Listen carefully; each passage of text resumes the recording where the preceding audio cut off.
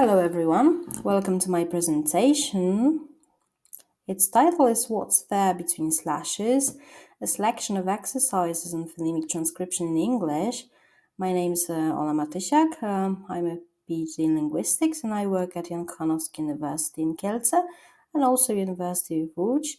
I teach phonetics there and I would like to share some ideas of how to teach transcription and what kind of activities to use in order to make it involving and entertaining for students. Let's look at the very first starting question, so to say, which is to teach or not to teach transcription. There are many opinions. However, my personal opinion is that we should at least try to incorporate transcription activities during our classes. It may not be easy. However, I suppose it's quite beneficial for students. Thanks to that, they can build the language awareness, so they are able to make a distinction between spelling and pronunciation. And of course, those of the students who know phonemic transcription can easily find out the proper pronunciation of words. Also the ones they are not familiar with, even without our assistance. So it could really help. Right, getting started. So what to start with? Well, I suppose it's an essential thing to make our students aware of the fact that there is a difference between the alphabet and the sound system in English. There are 26 letters in the English alphabet. However, in spoken English, we use 44 different sounds, vowels and consonants. This means that those 26 letters have to be used to represent a much larger number of sounds. Of course, it means that sounds and letters do not always match up. In fact, the number of letters is often different than the number of sounds, and students should realize that. All right, what might help to begin with? IPA, so International Phonetic Alphabet.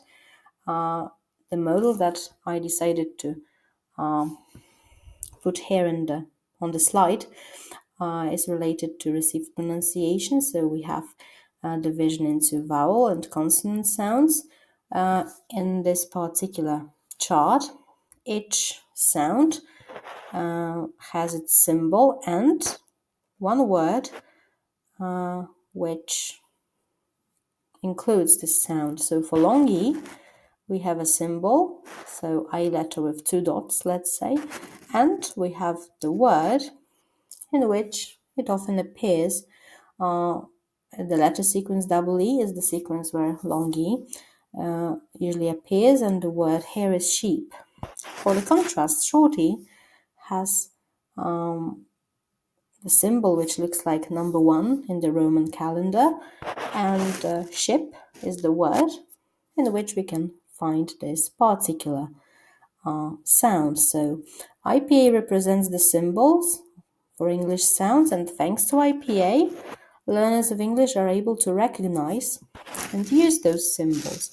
And then, of course, read the whole words and then the whole sentences from transcription. Many teachers say that the students have seen transcription, but for them, for those who are not familiar with phonetic symbols, transcription is nothing but some strange symbols put between slashes, and that could really be it. However, we can make use of that because, in fact, students are really surrounded with technology, with thousands of different resources, both paper ones and online ones, and every good dictionary, doesn't matter if it's online or paper version, should contain transcription next to a particular word, and every good course book should also contain word lists with English transcription. You can see 2 examples there on this slide. They are highlighted in green. Of course, we have the target word, and then the transcription, and then the explanation, either in English or in the second case in Polish. So students know about the existence of transcription. However, they are usually not taught how to read that. And that's a pity, because at some point this could be really useful. Okay, when should we start teaching transcription and how to do it? Oh, that's a difficult question, because everyone would answer that in a different way, I guess. Basically, it depends on the age of learners and their overall level of English. But personally, I usually start teaching transcription at the beginning of secondary school. So my students are 15 or 16 then. Of course, I do not devote the whole classes to transcription only. I just try to incorporate transcription into my classes in form of some short activities, like 5 minutes during every lesson. I'm talking about secondary school students, of course, because when it comes to regular university students of English philology or applied linguistics, there is a separate subject called practical phonetics, where I spend 90 minutes a week on teaching phonetics, and of course the transcription is the integral part of the course. Right, how to teach that? Still, there is no any straightforward answer for this question, because it really depends on the teachers. What I can tell you is that I mostly teach transcription through some funny activities that my students really enjoy, and they really like crosswords, word search activities, they like song lyrics, join the dots type of activities, odd one out activities, matching activities, or minimal pairs. Of course, there are plenty of others. I usually prepare my own materials, and I also use online resources and the books or course books available on the market. Okay, so now let's move on to the most important part of our presentation. So I'm going to show you some selected exercises on phonemic transcription. If we look at the next slide, we have one of the resources that I often use when I introduce phonetic transcription and when I explain the differences between letters and sounds. It's called BBC Learn English, Sounds and Spelling, Pronunciation Exercise.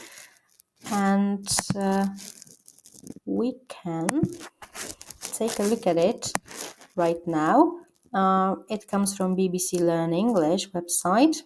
The first page of this 3-page PDF is the theory. Of course, they talk about the number of letters and sounds. And then we have an activity where there are 25 words of different number of letters and different number of sounds. And the students have to put the words in appropriate groups, depending on the number of sounds they have in each word.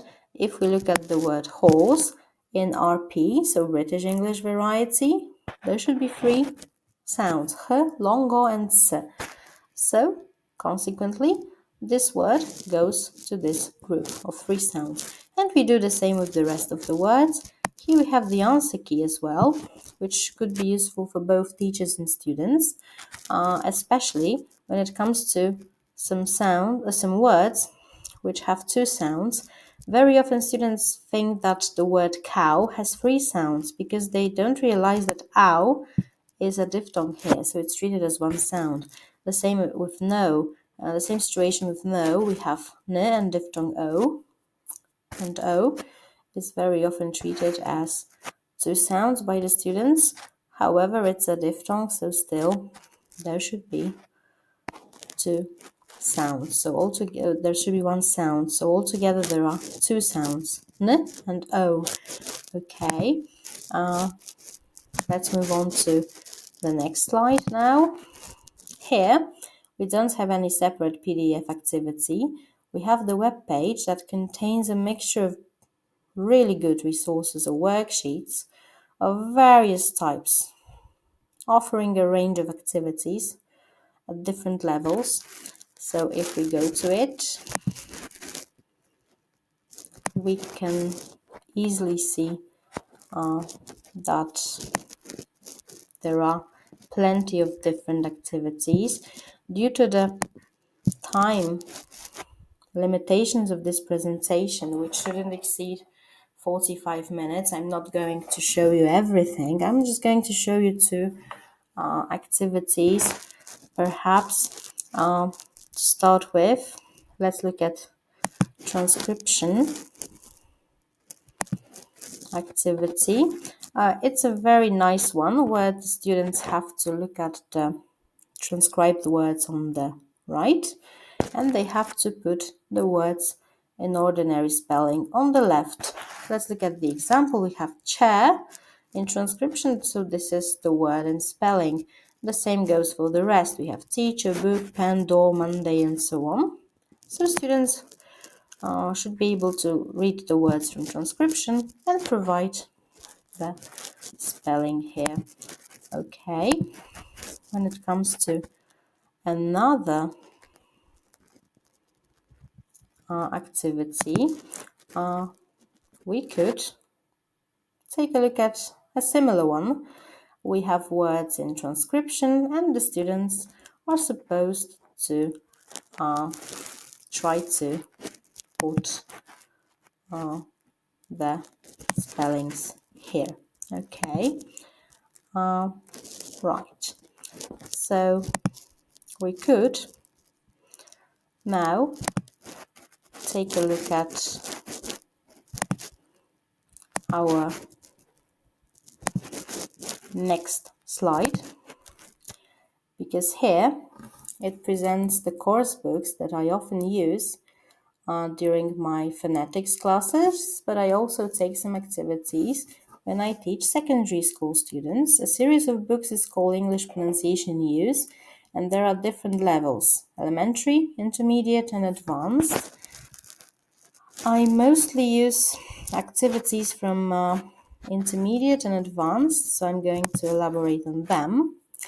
To start with, we're going to look at English Pronunciation Use Intermediate by Mark Hancock, published by Cambridge University Press. This is a section at the end of this book, D1, called Introduction to Phonemic Symbols, and it offers a wide range of activities such as word search activities, crosswords, or reading out words from transcription. I'm going to show it to you now, and we're going to look at some of those. So we're going to start with Introduction to Phonemic Symbols. On the very first page, you can see that we have kind of Pictionary. So the phonemic alphabet, a group of vowels and then a group of consonants, and each sound is presented with its symbol between slashes, a picture and a word, which contains this particular sound. So for ash, we have an apple and a picture of an apple. For egg, we have a picture of an egg and the word itself, and so on. It's a nice point of reference for students to do the next set of activities, and most of them are word searches. In D1.1, for instance, we have an activity in which we have to find one word out of 4 in each group, one that has the same pronunciation and the same spelling. So in the case of furniture, where we have table, bed, sofa, and chair, bed is obviously the word with identical spelling and identical pronunciation. And we do the same with the rest of the words. In D1.2, we have quite a nice word search activity where students see some words.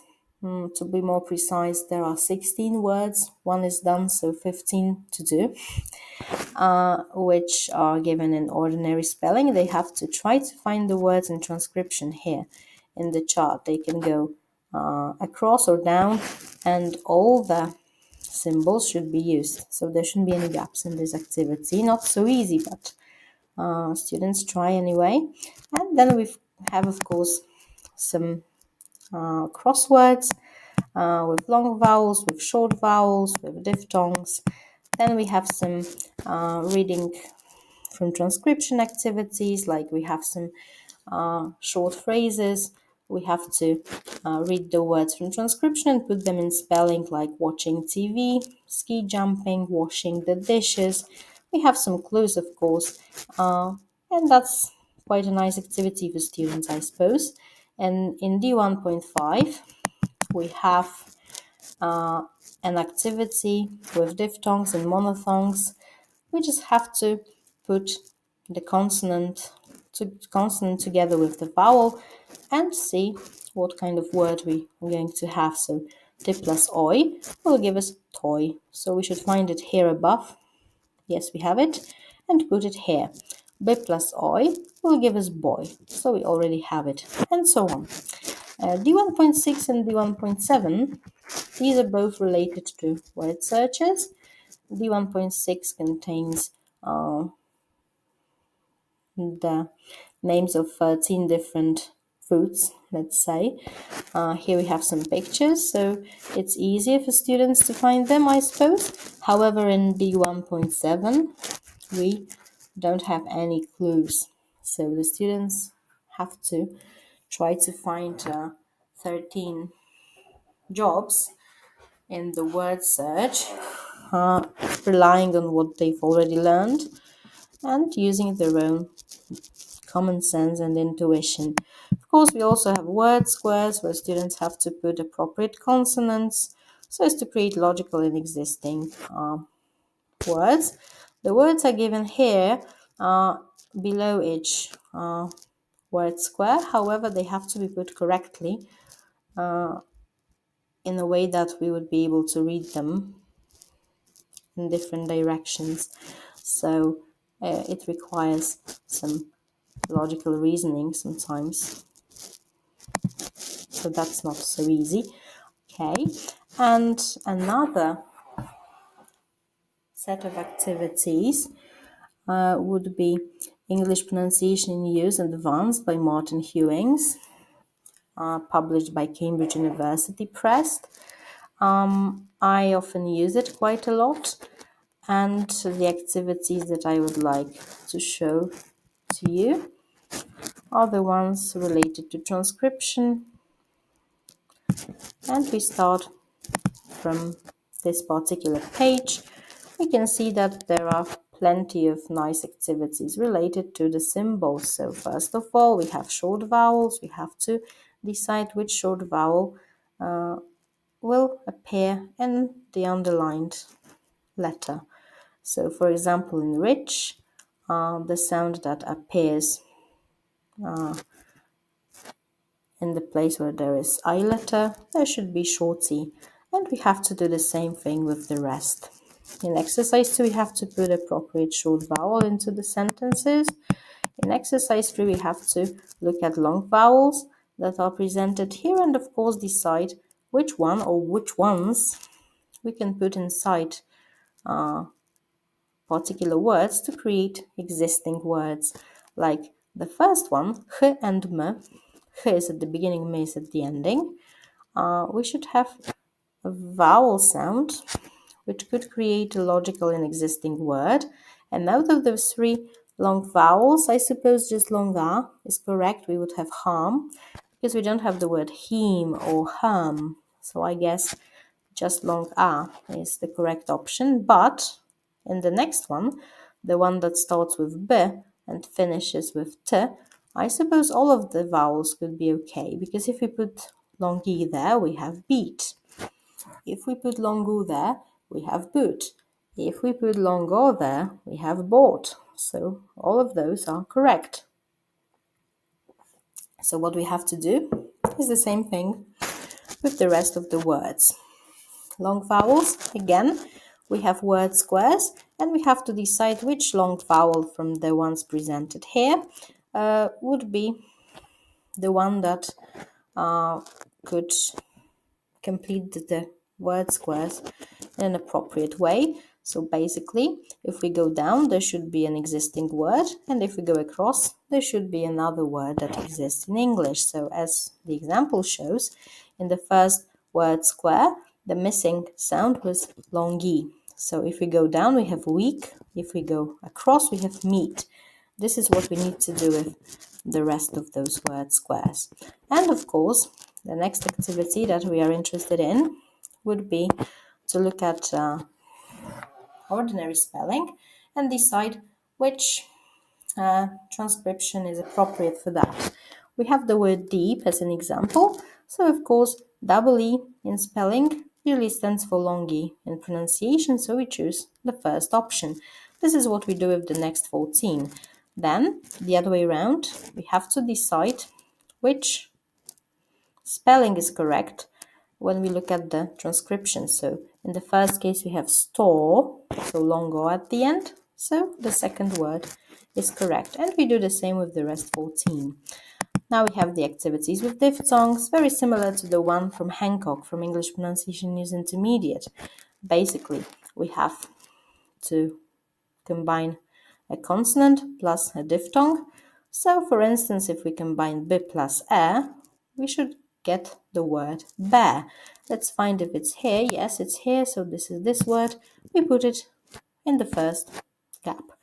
And we do the same with the rest of the words. Some of them are tricky because we have the same spelling, but different pronunciation and different meanings. So this requires a bit of logical reasoning as well. Another set of activities, of course, we have to put the appropriate consonant, and then we have to choose the appropriate phonetic transcription, like I don't like it much, or he works at the university, because university is the word that practically doesn't exist. Finally, we have to find 17 different animals in the word search. Again, no clues this time, so the students have to work hard to figure out the names of animals. And the last activity from here would be to match the country to the capital city. Some names are really exotic, so the students will have to find the cities and the countries and the capitals and try to do the correct matching. And then they are going to read those particular words. Some of them are really exotic, like Kuala Lumpur or, I don't know, Lilongwe, Santiago. So the students are not used to read them on the daily basis, so this could be quite funny. And if we take a look at the next slide, there is one of my favorite books, thanks to which we can teach transcription in a funny way. All of those activities from this book are sort of involving and entertaining, at least in my opinion. I often use this book as a source of inspiration to create my own materials. And my students particularly like Join the Dots activity on page 65, phonetic crosswords on page 67, hidden names on 35, or battleships on 62 and 63. I'm going to show you some of those. Let's start with hidden names. You can see that there are 4 people from one family: a mother, a son, a daughter, and a father. And of course, we have to find their names. How to do it? The students have to use some dictionaries, or they can consult the teacher, and they are asked to provide phonetic transcription of the words presented in different groups. And of course, they will have to look at the sound which appears in each of the words. So in the first group, it seems that the sound we are looking for would be j, because it's in suggest, soldier, jacket, and fridge. In the second group, I suppose we will have o, although, saxophone, postman, follow. So we have j as the first sound of the name of the mother. Then we have o as the second. Finally, we have strangers, dangers, enters, revenge. So I suppose this sound is the one that appears everywhere in every word. So the name of the mother is J-O-N. So it's like Joan. Okay, so we have the very first name deciphered, and this is what we do with the rest of the names. So now I would like you to go to the next activities that are really appreciated by students of different ages and different levels. These are battleships. Of course, we all know how to play battleships. Here it looks similar. We try to look at some consonants and some vowels, like we have sh at the very beginning, plus or, let's say, in the second group. So one student is choosing which word he or she would like to put and in which square, and the other student is trying to guess which is which. Not so bad, I suppose. Quite a good way of spending some time with transcription. And join the dots, one of students' favorite. Looks like a very easy activity for 7-year-old kids. However, here we have some transcription as well. We have to join the dots and create a picture. So we go from the first one, bone, to the second, which would be, in this case, ball. So we go there, we then go to young, and from young to bear, from bear to bay, and so on. Of course, there are more words in spelling than words in transcription, and this is made on purpose. So this could be quite confusing sometimes. So students have to choose the correct words. Otherwise, the picture would get distorted. So this is tricky as well. And we have puzzle 2. We have to decide how to finish up this picture. So from the word think, we go to tree. Or three, because that's the H, and then we go to both. So I suppose there should be something like a tent, but of course, this is for us to decide step by step how to finish up this particular picture. And phonetic crosswords, very similar to the ones from the previous Hancock's book. We look at the words in spelling, and then we need to try to put the words in phonetic transcription. We have some sound menus, like we can use kind of a crib with the sounds if we don't remember them. So both of those activities also teach students some transcription. Okay. When it comes to some more publications, ideas, and inspirations by Mark Hancock, I strongly recommend to visit the author's website. Here you have the link. It's Hancock MacDonald, because Mark Hancock often publishes together with Annie MacDonald. They have a lot of books published, books for English language learning, like business result, English result, English pronunciation use, and so on. One of the latest books by Hancock is Prompt Pack. So a series of books for teaching pronunciation, but mostly sounds rather than transcription, however, still very interesting and I suppose really useful. I'm not going to show you this page and describe it to you in details because of the limited scope of this presentation. However, I strongly recommend visiting that web page at home. You will find some materials that you can download for free. You can find some articles by Mark Hancock. You can also find Hancock's blog, in which he shares some nice observations about learning the language, etc. And now I would like to share 2 examples of self-prepared worksheets in order to make learning more involving. I advise everyone to prepare your own materials, adjust it to your students' level.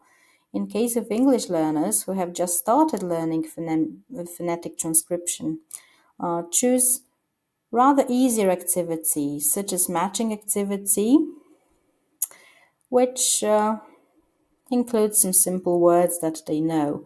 In this video, I will show you the matching activity related to the names of weekdays and seasons. Okay? Then, for more advanced learners, try to choose something more challenging, like the activity related to reading out some fragments of songs' lyrics.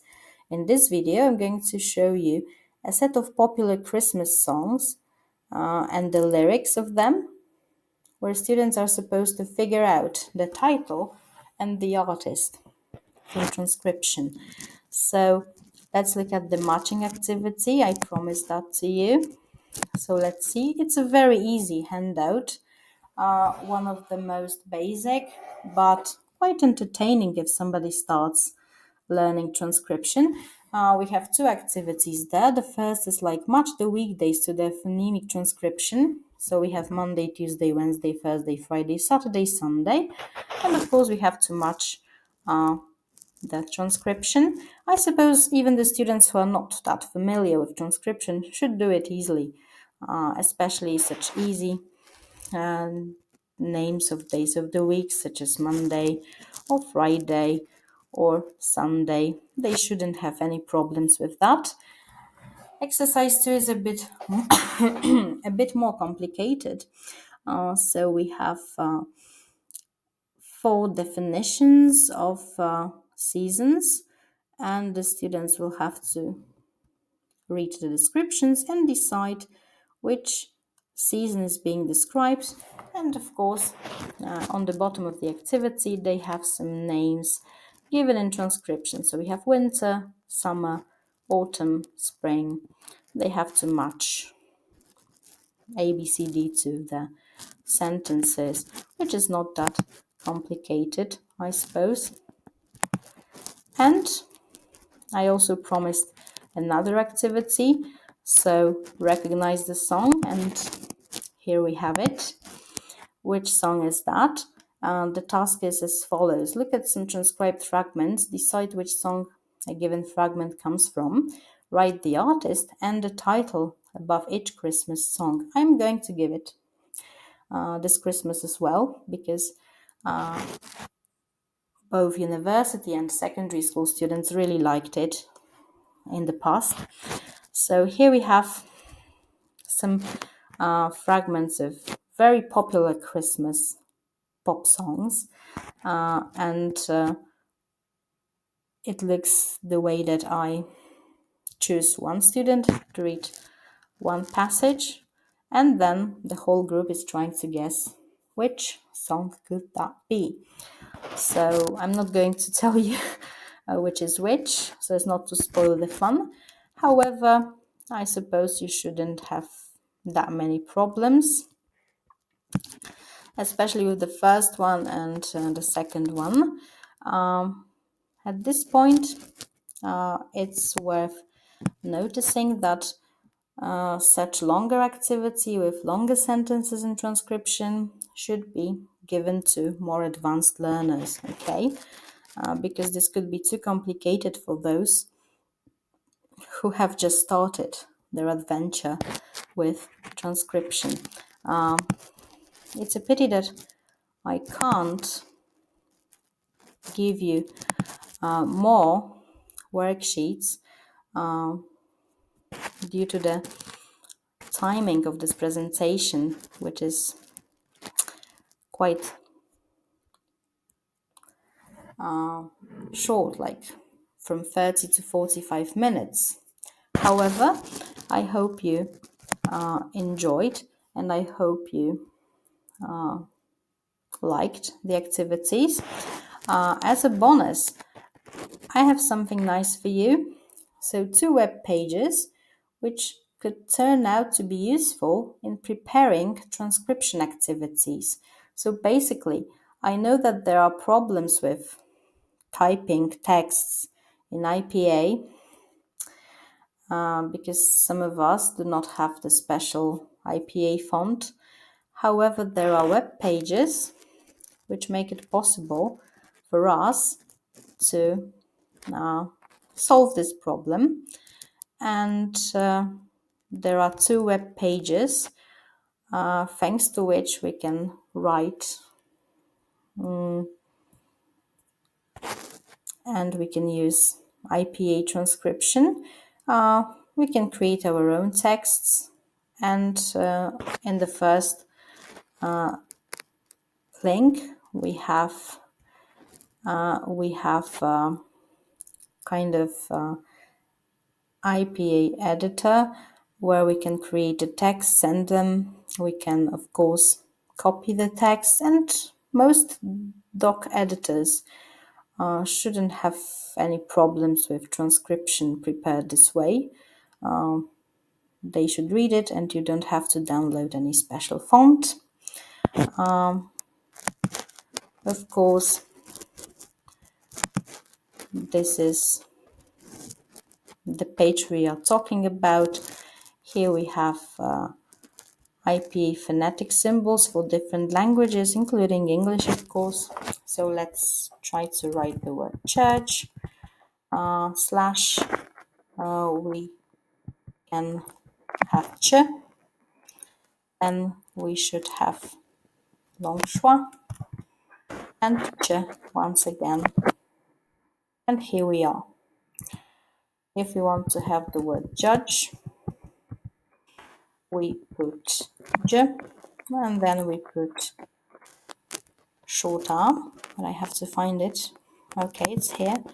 And then j once again. And of course we can do different things with that. So that's just one thing. And if we move to the next page, this is the web page which offers kind of a tool that transcribes shorter and longer texts within just a few seconds. You can also set some options like British English pronunciation or American English transcription. Of course, you can include or exclude weak forms and so on. We're going to try to visit that. Yes, and this is the web page. Of course, it contains some commercials like everywhere. But let's look at the text. I'm going to paste a short text. I love English transcription activities. Okay, and I hope I haven't made any spelling mistakes. So, of course, we can choose British or American. So I put British, transcription only, side by side with English text, line by line. Okay, let's say transcription only. Show weak forms? No, I don't think it's necessary. So now we click show transcription. We have to wait for like 1 or 2 seconds, and we should have the transcription here. I love English transcription activities. So we have the word stress, and we have the optional schwa here. So as you can see, you can put longer pieces of text, and the transcription is ready in just a second or 2. I really recommend it to create your own worksheets this way. Right, so this would be the end of my presentation. You can look at the book references that were present in it. So mostly books by Hancock. So we have Marx, we have Hancock. 2 times we have Ewing's, the books that I mentioned. You can actually find them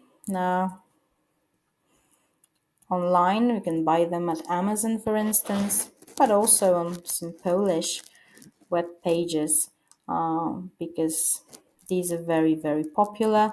And if you have any questions, if you would like to share your ideas, or if you need some worksheets, or if you want to ask about some other resources, feel free to contact me via email. There are 2 addresses. The first one is the university email, and the second is my private email. So I hope to hear from you if you're interested in finding out more about transcription activities. Thank you for your time. Thank you for watching my presentation.